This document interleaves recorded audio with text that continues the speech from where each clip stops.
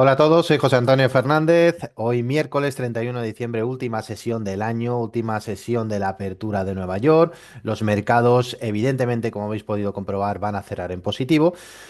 Y ayer fue una jornada sin referencias, con una Europa que subía y un Estados Unidos que goteaba a la baja. No hubo grandes noticias en el frente convencional. La geopolítica concentra últimamente toda la actividad. Y un acuerdo de paz en Ucrania parece diluirse tras las acusaciones de Rusia sobre un ataque con drones a la residencia de Putin. Arabia Saudí lanza un ataque aéreo en Yemen, aumentando la tensión con Emiratos Árabes Unidos, y Estados Unidos intensifica su actividad en Venezuela y China continúa con sus maniobras cerca de Taiwán. Pese a ello, las bolsas europeas avanzaron de manera generalizada y las americanas cayeron ligeramente. Una prueba más de que el mercado continúa asignando una prima de riesgo cero a la geoestrategia. De hecho, las rentabilidades de los bonos subieron.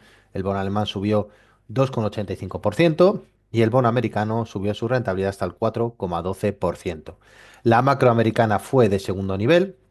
Los precios de viviendas de Case-Shiller y de Chicago pasaron de manera inadvertida y el oro y la plata retomaron las subidas del 0,2 y el 0,5 respectivamente, tras la toma de beneficios de la sesión previa. Aunque la plata vuelve a caer hoy, cae un 6%, pese a ello ambos metales se encaminan hacia un cierre de año magnífico. El oro se revaloriza un 64% y la plata un 146%. En resumen, saldo mixto a las bolsas en una sesión sin catalizadores.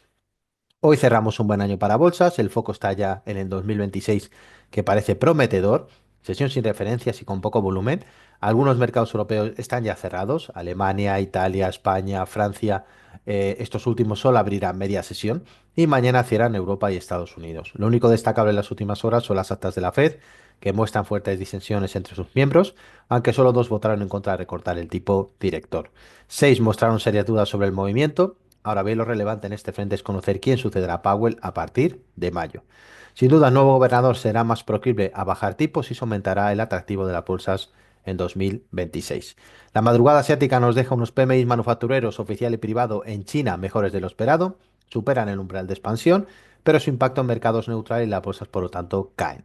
Más allá, tan solo se publicará el desempleo semanal americano, dato que ha salido a las 2:30, hace apenas una hora, que probablemente, mejor dicho, no ha mostrado grandes cambios, se ha situado en 218.000 respecto a 214.000 anterior.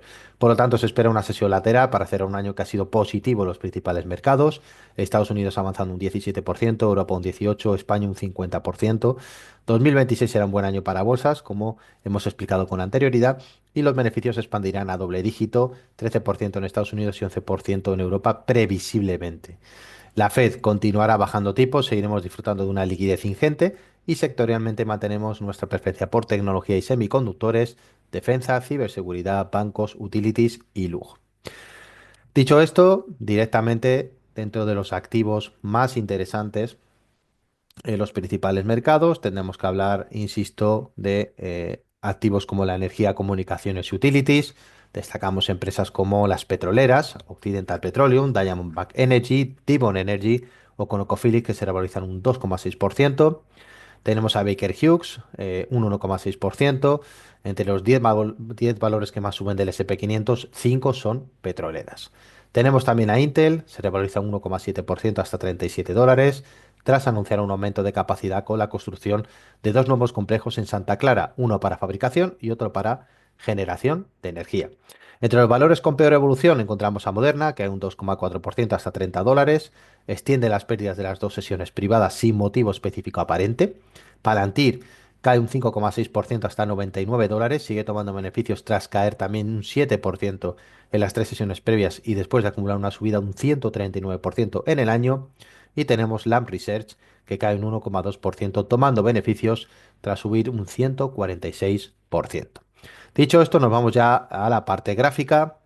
Vamos a ver en el gráfico diario principalmente cómo se encuentran los principales activos. Vamos a ver en un primer lugar las divisas. Aquí tenemos el euro dólar. Como he dicho en gráfico diario, se encuentra con tendencia alcista, precio por encima de la nube y de la media de 200 días, y el CCI en positivo. Por lo tanto, nos deja una zona de techo de 1,1872, la zona de soporte en nivel de 1,1695. Vamos a ver también la libra dólar, también con tendencia alcista, se mantiene con un soporte en 1,33 y la zona de techo la elevamos a 1,36. Vamos a ver también otros activos como el Aussie dólar, el Aussie canadiense, perdón, también en tendencia alcista. Fijaos, las principales divisas se encuentran al mismo nivel que los índices, todos con curvatura alcista. Resistencia en 0,92, zona de soporte 0,9046. Vemos el Aussie dólar, tendencia alcista, resistencia 0,6726. De superarla, nos iríamos a la resistencia de agosto del año pasado en 0,69. Vamos a ver también la Eurolibra.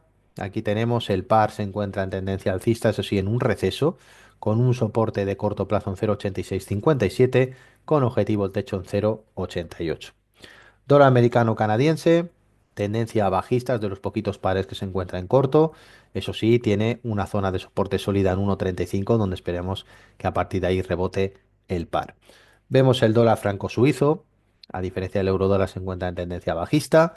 Desde que perdiera el nivel de 0,85, ha generado un suelo en 0,78 que está siendo un suelo sólido y por lo tanto establece figura de consolidación. El dólar yen se encuentra con tendencia alcista, tiene una zona de soporte en el nivel de 154 y cuatro y el objetivo realmente es superar la zona de 158,64. Vamos a ver también Libra Yen, como se encuentra una tendencia alcista, pues fijaos que data del mayo de este año en 196,28 y ya ha superado esa resistencia de la cual hablamos meses y meses en 207,88 y ahora mismo se encuentra una auténtica subida libre. Elevamos nuestra zona de trading a los 208,26. Vamos a ver también oro.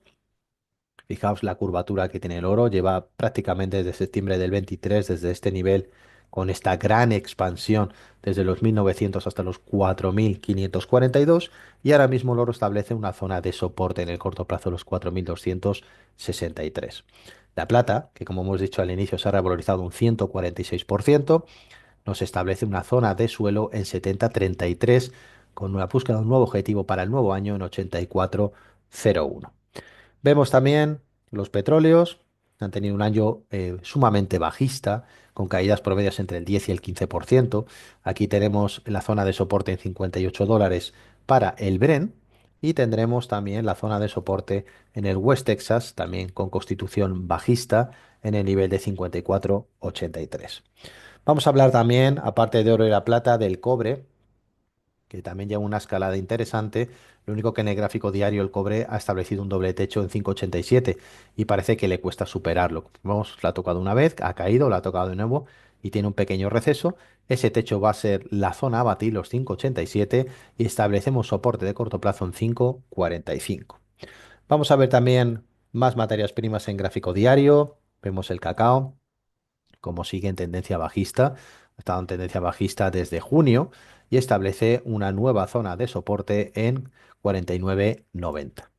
Vemos también el café con tendencia, como vemos ahora, después de este movimiento de consolidación, ha establecido un pequeño suelo en la zona de 3,51 y nuevamente ya está buscando la media de 200 días, por lo tanto tendría que estar por encima de 3,72 para considerar nuevamente compras. Vamos a ver el algodón. Aquí tenemos, no sale de ese movimiento, esa directriz bajista en 0,85, zona de soporte 0,60, así que fijaos, todo el tiempo que lleva por debajo de la media de 200 días sigue siendo un activo netamente bajista. Nos vamos al lado de criptomonedas, aquí tenemos Bitcoin, cómo está cotizando bajista en gráfico diario, ese soporte en 74.737 sigue vivo y por lo tanto después de que salga esta zona de consolidación no descartaríamos la búsqueda de ese doble suelos en los $74.000. El Ethereum sigue también con tendencia bajista con un soporte en 2.617. Dicho esto, vamos a ver también, una vez que hemos visto divisas, materias primas, vamos a ver la parte de índices, cómo se encuentran y a partir de ahí veremos cómo la tendencia alcista se mantiene prácticamente en todos los activos. Aquí tenemos el Dow Jones, cómo encuentra una zona de soporte en los 47.400 y buscamos un R1 en la zona de 48.900. Tenemos el índice francés, aquí tenemos, fijaos, consolidando pero por encima de la media de 200 días. Aquí estaríamos buscando este triple techo en 8.300 puntos. Muy atentos porque a partir de ahí podría corregir nuevamente y hacer pullback, así que también se encuentra en tendencia alcista. El SP 500 continúa su escalada muy cerca ya de los 7000. Zona de soporte 6690. Zona de resistencia fuga 6942. Vemos IBEX 35, que se ha revalorizado un 50% este año. Gran año para el IBEX, donde establece un soporte en 16.836 y estamos en plena subida libre. Así que, por lo tanto, fijaos cómo desde que nuevamente rompe los 9.300 puntos, esto ocurre a finales del 23, se ha mantenido con una estructura de máximos y mínimos crecientes. Aquí tenemos el dólar index, como sigue en tendencia bajista y por lo tanto nos establece ese suelo válido en 95,79. El VIX, el índice de volatilidad de las opciones referenciadas al SP 500, sigue cotizando bajo, es normal en estos días navideños donde el volumen desciende y ya prácticamente los gestores dan carpetazo al año y se sitúan a nivel de 16,33. Continuamos con el Eurostoxx 50. Tendencia alcista, buscamos una zona de apoyo o soporte en los 5.674 o zona de trading. El tecnológico, como vemos, sigue en tendencia alcista, aunque muy detenido. Fijaos cómo ha ido haciendo esta estructura de hombro, cabeza, hombro. Y por lo tanto, el siguiente objetivo a batir va a ser el nivel de los 26.250. Continuamos con China y Japón. China también va a cerrar en positivo.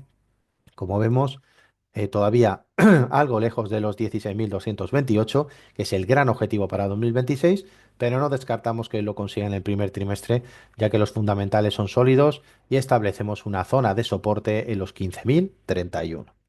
Vemos el mercado japonés, cómo se encuentra ahora mismo en la zona de 50.000 puntos, establecemos zona de soporte 48.156 y el nivel de resistencia en 52.547.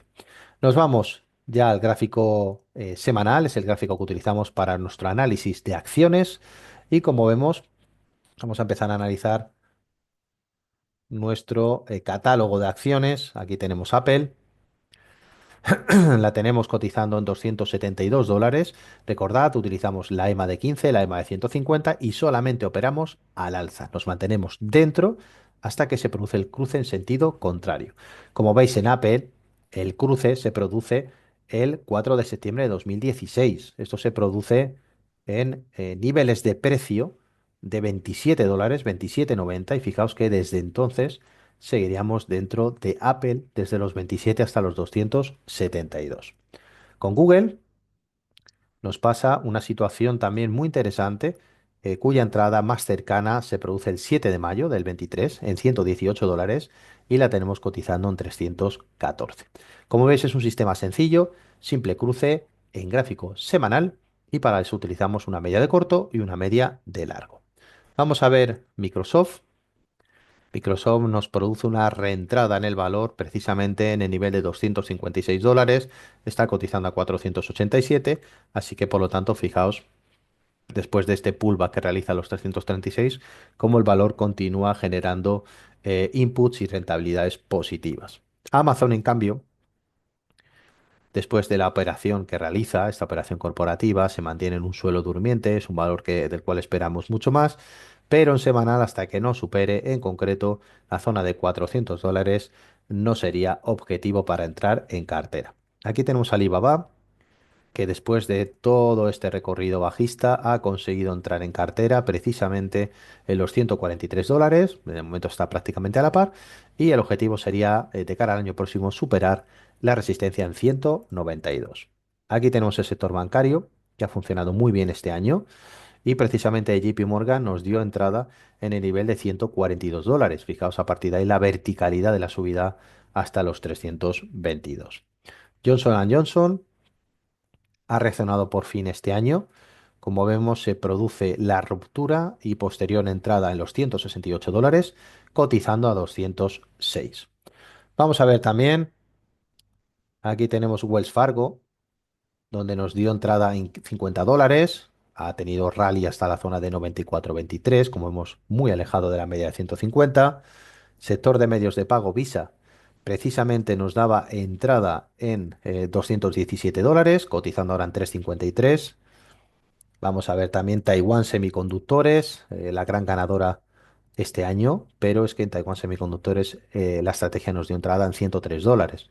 y como vemos se mantiene en subida libre en la zona de 305. Vamos a ver Intel. Fijaos, en Intel nos ha dado una entrada más reciente, precisamente aquí, en el nivel de 39,87 y estamos por debajo, en 37,36, después de todo este movimiento bajista que lleva en 2024 y parte del 25, y parece que necesitaríamos una reacción por encima de $43 para precisamente ir a buscar nuestra posición en Intel.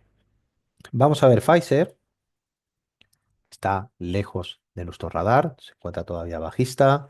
Vemos Oracle, donde nos posicionaba entrada precisamente en $77, está cotizando en 195. Vamos a ver Cisco System. Aquí tenemos, en Cisco nos da posición de entrada precisamente en $53, cotizando en 77. Vemos también Citigroup, donde el sistema nos daba entrada en $57, cotizando en 116, como hemos fijado, el pullback interesante que ha realizado a la media para posterior recorrido alcista. Coca-Cola, que ha tenido un comportamiento irregular en los últimos años, como vemos, nos daba una posición de entrada en $60, ha tenido posteriormente un pullback en 57,96 y la tenemos cotizando en 69,91. Vemos también las acciones de Disney, que como vemos parece que intenta recuperar parte del terreno perdido tras caer este año hasta los $80, pero la resistencia objetivo de 124 todavía pesa. Vamos a darle un filtro temporal. Aquí tenemos las acciones de Nvidia, no terminan todavía de romper, tendrían que estar por encima del nivel de $250. Vamos a ver Netflix. Y como vemos, nos dio posición de entrada precisamente en $439, cotizando en el nivel de 1084. Vamos a ver también, en este caso, Spotify, otro valor que lo ha hecho extraordinariamente bien. Posición de entrada en $172. Fijaos cómo ha multiplicado por 5 su valor en los dos últimos años. Y por último, vamos a hablar de Tesla, que nos da posición de entrada precisamente en $328 y ha llegado a un objetivo de 500. Como vemos, todavía esperamos mucho más de Tesla, pero seguimos dentro del valor, esa entrada que nos dio en las inmediaciones del mes de mayo. Como vemos, esta es la situación en la que se encuentran los mercados, mercados en positivo, mercados que van a cerrar un extraordinario año con fundamentales sólidos y que van a ligar todo a la geopolítica y sobre todo a la esperable previsión de paz también en Ucrania, los diferentes conflictos abiertos para continuar con su recorrido y sobre todo para ver si realmente la inteligencia artificial sigue afianzándose también en los resultados de las empresas. Dicho esto, os deseo a todos un feliz año nuevo y despedimos la sesión de apertura de los mercados y volvemos nuevamente el viernes 2 de enero. Un saludo a todos.